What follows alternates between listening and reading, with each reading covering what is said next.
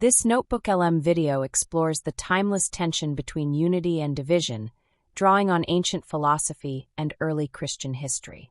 Philosopher Empedocles taught that the cosmos is governed by two eternal forces: love, which unites, and strife, which divides.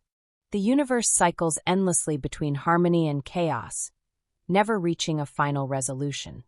Let's talk about one of the most fundamental tensions in all of history, really. I'm talking about the constant push and pull between things coming together and things falling apart. I mean, you've felt this, right?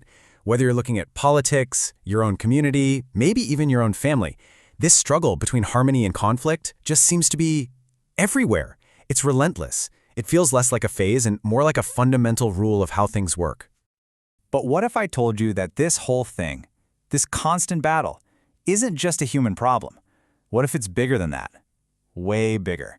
In fact, over 2,000 years ago, a philosopher argued that this tension was literally the engine that drives the entire cosmos.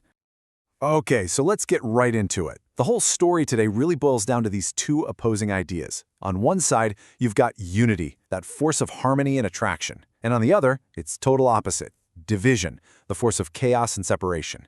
This is the cosmic tug-of-war we're going to explore. So who came up with this wild idea? Well, our guide for this little journey is a pretty fascinating figure from the ancient world, a guy who saw the entire universe as this grand, repeating battle between two epic forces. His name was Empedocles. And this guy, living way back in the 5th century BC in Sicily, he cooked up a theory that was a real game changer, influencing people for literally thousands of years. He said that everything, and I mean everything, is governed by two basic immortal forces. The first force, he called it love. But hold on, we're not talking about romance or Valentine's Day cards here. Think of it more like a universal gravity, a cosmic glue. Love is the power that pulls different things together, mixing them up to create one beautiful, harmonious system. And its eternal opponent? Strife. If love is the cosmic glue, strife is the cosmic hammer. It's the force of repulsion. Its entire job is to tear things apart, to shatter that unity, and create the chaotic, messy, fragmented world of individual things that we see all around us. So, what are these forces actually fighting over? According to Empedocles, it's the four basic ingredients of everything in existence, what he called the four roots. You know them: fire, air, water, and earth. It's that simple. Love's job is to mix them all up. Strife's job is to pull them all apart. Now, here's the real kicker. This isn't a one-and-done battle. Empedocles saw the universe as a never-ending cycle. It starts in this perfect state he called the sphere, where love has blended everything into a harmonious whole.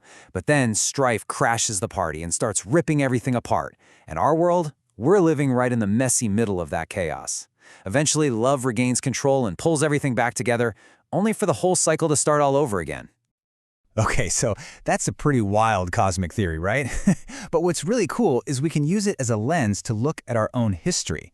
So let's test it out on a real-world example, the popular idea of the early Christian church. You know, there's this common image that the very first followers of Jesus were perfectly united, all on the same page, kind of a real-life version of that perfect sphere we just talked about. But, well, when you actually look at the historical records, you find a very, very different story. Turns out, strife was there from day one. And this wasn't just some minor disagreement. Oh no. Strife was popping up everywhere. You had major cultural clashes, like when the Apostle Peter literally stopped eating with non-Jewish believers because of peer pressure. There were huge doctrinal arguments over core beliefs. You even had practical, day-to-day problems, like some widows getting ignored during food distribution. And don't even get me started on the drama over whose favorite leader was the best. It was messy. But that's only half the story, because just like Empedocles would have predicted, wherever strife is busy tearing things apart, the force of love is right there, trying to pull things back together. The early church wasn't just a story about conflict, it was also a story about a passionate, relentless fight for unity. And this theological ideal, this core belief right here, was their version of that cosmic love force. The ultimate goal, as they saw it, was to gather up all things, to unify everything in heaven and on earth. This was an incredibly powerful idea that was constantly pushing back against all that fragmentation that strife was causing. And you can actually see this love in action. Take the Jerusalem Council, a massive fight, a real moment of strife, erupted over a huge issue. I mean, this could have completely split the entire movement in two, but it didn't. Instead, the leaders got together, they actually talked, they debated, they listened, and then they hammered out a compromise. They actively chose a path to pull the divided groups back together. It was a deliberate act of unity, a total love move. So you see what's happening here, right? When you put these two stories together, the ancient philosophy and the messy early history, you start to see something that looks remarkably like that cosmic cycle we started with.